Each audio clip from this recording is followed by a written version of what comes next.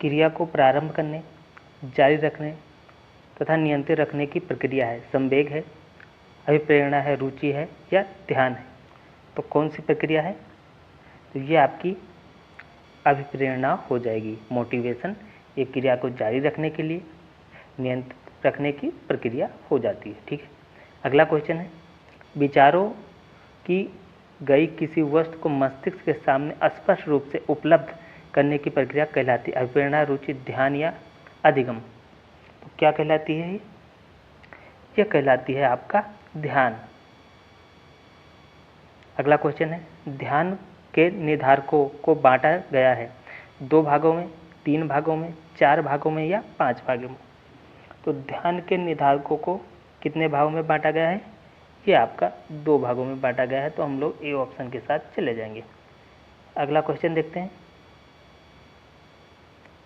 अगला क्वेश्चन है, अभिरुचि अपने क्रियात्मक रूप में एक मानसिक संस्कार है। यह कथन किसका है? क्रो एंड क्रो का है, ड्रेवर का है, मैकडूल का है या प्रोफेसर भाटिया साहब का है? तो अभिरुचि अपने क्रियात्मक रूप में एक मानसिक संस्कार है, यह कथन किसका है? यह कथन आपका ड्रेवर साहब का है।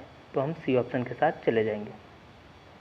अगला क्वेश्चन है, अभिरुचि के स्रोत हैं, प्राकृतिक स्रोत हैं, अर्जित स्रोत हैं, दोनों है या इनमें से कोई नहीं? तो अभिरुचि के स्रोत कौन से हो जाएंगे? ये आपके हो जाएंगे दोनों, क्योंकि ये प्राकृतिक स्रोत भी होते हैं और अर्जित स्रोत भी होंगे। हम चले जाएंगे सी ऑप्शन के साथ, दोनों। अगला क्वेश्चन है, अगला क्वेश्चन, अपने अनुभवों को संचित रखने और उनको प्राप्त करने के कुछ समय पश्चात चेतना के क्षेत्र में लाने की जो शक्ति हम में होती है उसे कहते हैं स्मृति कहते हैं, ध्यान कहते हैं, अभिप्रेरणा कहते हैं या अभिरुचि कहते हैं। तो कौन सा ऑप्शन करेक्ट हो जाएगा? इसको हम क्या कहते हैं? इसको हम कहते हैं स्मृति। ठीक, क्योंकि हम पूरी जो पुरानी चीज़ें हैं उसको फिर हम स्मृति में ही सेव करते हैं। अगला क्वेश्चन है, उडवर्थ ने स्मृति के घटक बताएं। 6 बताएं, 4 बताएं, 6 बताएं, 5 बताएं या 7 बताएं? तो उडवर्थ साहब ने कितने बताए हैं? तो उडवर्थ साहब ने क्या बताया? उडवर्थ साहब ने कहा है लर्निंग, अधिगम। ठीक है, पहला घटक उन्होंने दिया लर्निंग हो जाएगी, अधिगम हो जाएगा। दूसरा घटक उन्होंने दिया अवधारण, रिटेंशन। ठीक, तीसरा घटक उन्होंने दिया है पुनः स्मरण या प्रत्यास्मरण, रिकॉल। ठीक, और फिर उन्होंने चौथा घटक दिया अभिज्ञान, पहचान, जिसे रिकॉग्निशन कहते हैं। तो ये उन्होंने कितने घटक दिए? 4 घटक दिए हैं। तो कौन से ऑप्शन को हम चले जाएंगे? हम ऑप्शन चले जाएंगे 4 घटक। उद्धव साहब ने कितने घटक बांटे हैं? ये 4 दिए हैं। ठीक, तो हमारा ए ऑप्शन करेक्ट हो जाएगा। अगला क्वेश्चन हो जाएगा, वह प्रवृत्ति जिसके माध्यम से अभिप्रिय अनुभव को स्मृति से अलग कर दिया जाता है उसे कहते हैं स्मृति कहते हैं, ध्यान कहते हैं, अभिप्रेरणा कहते हैं, विस्मृति कहते हैं। तो क्या हो जाएगा? वो अभिवृत्ति जिसके माध्यम से अप्रिय अनुभव को स्मृति से अलग कर देते हैं, मतलब जो चीज़ हमारी स्मृति में है उसको हम अलग कर देते हैं, तो क्या हो जाएगी? वो अपनी विस्मृति हो जाएगी। तो डी ऑप्शन के साथ हम चले जाएंगे। अगला है, प्रेरणा होता है, क्या होता है प्रेरणा? सकारात्मक होता है, नकारात्मक होता है, ए व बी होता है, इनमें से कोई नहीं। तो प्रेरणा सकारात्मक भी हो सकता है और नकारात्मक भी हो सकता है। ठीक, तो हम किसके साथ जाएंगे? हम चले जाएंगे अपने विकल्प सी के साथ, ए या बी दोनों। अगला क्वेश्चन, स्मृति सीखी हुई वस्तुओं का सीधे उपयोग है, यह कथन किसका है? वुडवर्थ का, स्किनर का, मैकडूल का, रॉस का है? तो यह कथन किसका है? स्मृति सीखी हुई वस्तु का सीधा उपयोग है, तो ये कथन आपके वुडवर्थ साहब का है। तो हम ए ऑप्शन के साथ चले जाएंगे। अगला क्वेश्चन है, वह प्रेरणा जिन्हें व्यक्ति अपने प्रयासों से प्राप्त करता है कहलाता अर्जित, जागृत, निर्देशित या व्यवहार को परिचालित प्रेरणा। तो उसे क्या कहते हैं?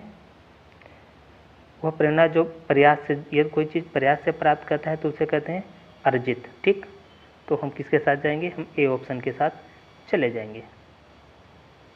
अगला क्वेश्चन है, अधिगम, धारण, पुनः स्मरण तथा पहचान आदि प्रक्रिया है ध्यान के अंतर्गत, रुचि के अंतर्गत, कल्पना के या स्मृति के। तो कौन सा ऑप्शन करेक्ट हो जाएगा? ये आपका डी ऑप्शन करेक्ट हो जाएगा। स्मृति के अंतर्गत ये सारी चीज़ें आती हैं। अगला क्वेश्चन, जिन तथ्यों को भूतकाल में सीखा जा चुका उन्हें स्मरण करना ही स्मृति है, ये कथन किसका है? रोज का है, रायबर्न का है, वुडवर्थ का है, स्किनर का है? तो जिन तथ्यों को हम भूतकाल में सीखा है उनको याद करना स्मृति है, कथन किसका है ये? तो ये आपके कथन वुडवर्थ साहब का है। अगला क्वेश्चन, बालक के में अभिप्रेरणा उत्पन्न का प्रमुख स्रोत है उद्दीपक, आवश्यकता, रुचि या ये सभी? तो बालक में अभिप्रेरणा उत्पन्न का प्रमुख स्रोत क्या हो जाएगा? ये आपकी उद्दीपक भी हो जाएगा, आवश्यकता भी हो सकता है। ठीक, कहते हैं आवश्यकता आविष्कार की जर्नी होता है, और रुचि तो होनी ही चाहिए। तो किस ऑप्शन के साथ जाएंगे? हम डी ऑप्शन के साथ चले जाएंगे। ठीक, अगला क्वेश्चन है, स्मृति एक आदर्श पुनरावृत्ति, यह कथन किसका है? स्काउट का है, जैक्स का है, रायबर्न का है या रॉस का है? तो ये कथन किसका है? ये कथन स्काउट साहब का है। ए ऑप्शन के साथ चले जाएंगे हम।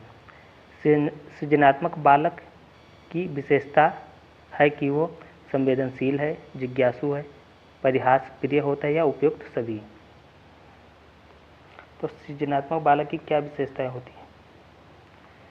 तो वो संवेदनशील होता है और क्वेश्चन बहुत करता है, हर चीज़ के बारे में जानना चाहता है, तो जिज्ञासु भी रहता है। और तो हम किसके साथ चलेंगे? जब एक से तो सही है तो हम किसके साथ चले जाएंगे? हम डी ऑप्शन के साथ चले जाएंगे। ठीक, अगला क्वेश्चन है, अगला क्वेश्चन जो बनता है, किसी दूसरी वस्तु की अपेक्षा एक वस्तु पर चेतना केंद्रीकरण अवधान है, यह कथन किसका? क्रो का है, डम्बिल का है, वुडवर्थ का है, एवरिल का है? तो ये कथन किसका है? तो ये कथन आपके डम्बिल साहब का है। तो हम किसके साथ जाएंगे? हम सी ऑप्शन के साथ चले जाएंगे। ठीक, हम चले जाएंगे सी ऑप्शन के साथ। तो ये रहे MCQ type question chapter 5 education first paper के। तो ये वीडियो आपको कैसी लगी? यदि अच्छी लगी हो तो इसे लाइक कीजिएगा, आप कमेंट करके बताइएगा ये कैसी लगी, और इसको लाइक कीजिएगा, शेयर कीजिए और चैनल को सब्सक्राइब कर लें। जय हिंद, जय भारत।